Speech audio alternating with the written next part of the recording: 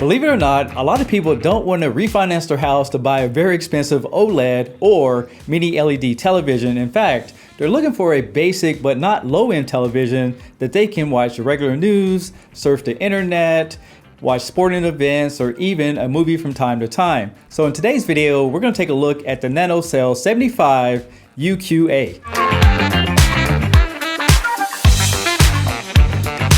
The first question is, what is a NanoCell television? Well, according to LG, there's a billion reasons to watch a NanoCell.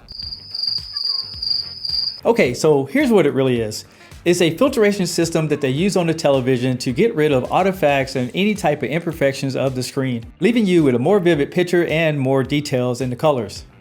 There you have it. So real quick, I want to show you guys the different sizes available, and I have a 50-inch on this video, but there's not much information out there on this television when it comes to the panels. At the time of this video, the TV is so new that I don't have a lot of information on the panels, but I will update the description as time goes on.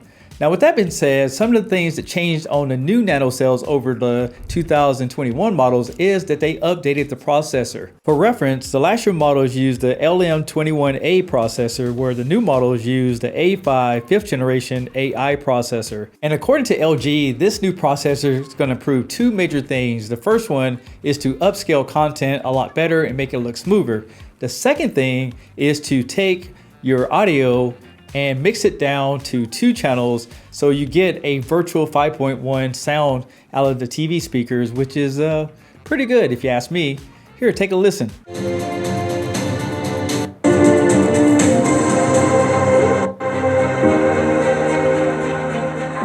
Okay, you got me. You can't actually hear the 5.1 audio through a mono microphone that I'm using right now, so I just wanted to sneak in a little sound preview so I don't have to do it later on in this video. Shame on me. The overall uniformity on the screen is pretty good. If you look around the corners, you can see just a little bit of vignetting, but not too much at all. The contrast on this TV is actually pretty decent, so you're not going to have too many problems with the black levels. And the motion on this television is smooth and fluent, so you're not going to have many problems watching any type of sporting events or 24 frames per second movies. Another thing I was pretty impressed with was the blooming on this television. Just running a few tests on it, it seemed to be very smooth and didn't have many trailing or any ghosting around the logos that I showed on the screen. However, I did find a few issues with the panel alignment, and the same thing happened with me on the LG C2. And I'm thinking it's the PlayStation settings that I'm using this test disc on, or there's a real problem to be seen. So let's take this iPhone and I'll show you guys what I'm talking about. So this is a dot test I use, and if you look right here at the edge, you can see it's right there, but let's go to the other side. Look at this gap right here. So I went into the PlayStation, I looked at all the settings and didn't seem right. And let me show you one more of the test. Again, this is alignment test, but look at the corners. But check this out. See, the corners look cut off, but if I move over, there it is. Now I can see the edge.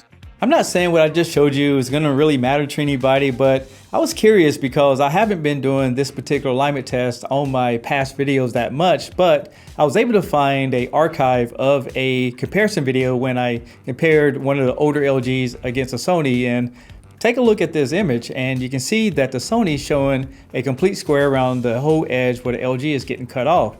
And I will tell you, in future videos, I will take a look at this, because if you're hooking up a computer or something like that, it means that you're going to have to go in here and do all types of adjustments to get everything to look square on the screen, which may not be a big deal. So maybe I'm just overthinking it. Now let's take a look at the viewing angles using my iPhone. So right here in front of it, you can see that everything looks pretty clear, but let's go over to the side. And as I start walking around, you can see that the picture's starting to wash out. So using this illustration, I'm going to show you guys a different picture mode. So this is standard. This is auto power saving mode. Then you have cinema mode. As you can see, it gets a lot warmer. You have sports, it's very vivid. Game optimizer, filmmaker mode, expert brightness, and expert darkness. And then this is the brightest the TV can get without going into the settings, which is vivid. The bezels on the NANO75 UQA is about the same as last year. It's thin, it's square, and it has a border that goes all the way around the edges. On the bottom right corner, you're going to find the LG NanoCell logo. There's a button on the bottom of the television that you can press to get some basic menu functions. And there was a few improvements when it comes to the feet. In fact, they're more heavy duty, which makes the TV a lot more stable. Now it's worth mentioning that the Nano75 does have direct backlights, and during my test I didn't see much bleeding, which I showed you guys earlier on this video. But because of that technology, the cabinet is going to be a lot thicker, but this is a bonus because the audio system sounds better than most TVs that are super thin. The back panel is made out of metal, and it does have a detachable power cord.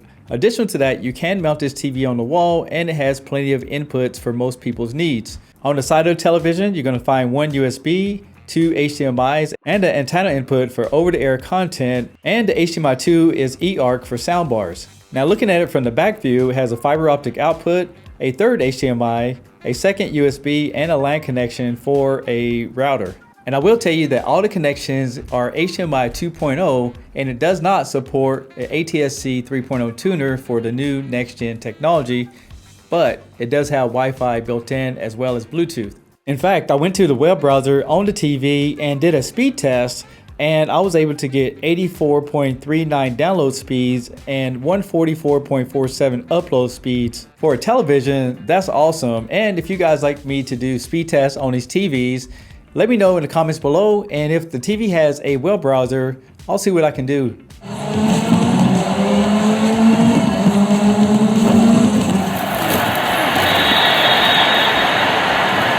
Even though this is a 60 Hz panel, which most games are anyway, I will tell you that the gaming experience was very pleasurable. So I didn't have any problems with any kind of glitches, and you can switch through different gaming modes so you can get the best out of the television, like first person shooter, for example. So at 4K, you have no problems getting 60 frames per second. I also tested 440p, and it was only gonna give me 60 frames per second, but when I went down to 1080p, I was able to get 120 frames per second, even though this is a 60 Hz panel. And using this tester, I checked the input lag, and I was getting a respectful 13.4 milliseconds. Now when it comes to this remote control, this is called the Magic Remote Control.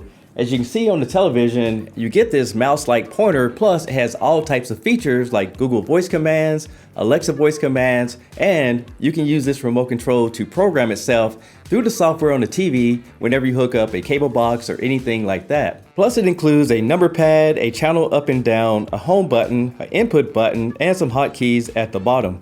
The operating system in the Nano75 is called WebOS 22, which has a few new features, but it is a little bit laggy over some of the other models that I've used in the past. You're going to have your app store that has plenty of applications for everything that you need.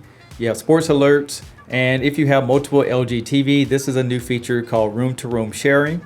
You also have the home dashboard. On this dashboard, it shows all your different inputs, and you can see that it does support Apple AirPlay. It can find most of your devices that's already in your home if it's compatible, but you can still use the Google or Alexa logins as well. You're also going to find a web browser, a media player for USB and thumb drives. And here's a few last things in the menu. First of all, you have your picture, sound, and general. The TV will automatically set up everything for you, completely automatic, just by hitting these little toggles. That way you don't have to worry about anything. You also have AI acoustic tuning, where it uses the microphone and the Magic Remote Control. And here's just a few other items that you have in this menu system. After using this TV for 2 days filming this video, I'm gonna say that it is a go for me. I think it's a really good bargain. Plus you have all the great features. You have the gaming controls, you have the Google, you have Alexa. On top of that, you have the Magic Remote Control that a lot of people like, and the TV actually looks good, as you can see right here. I'm Tech Steve. Thanks a lot for watching, and I'll catch you guys on the next one. Peace!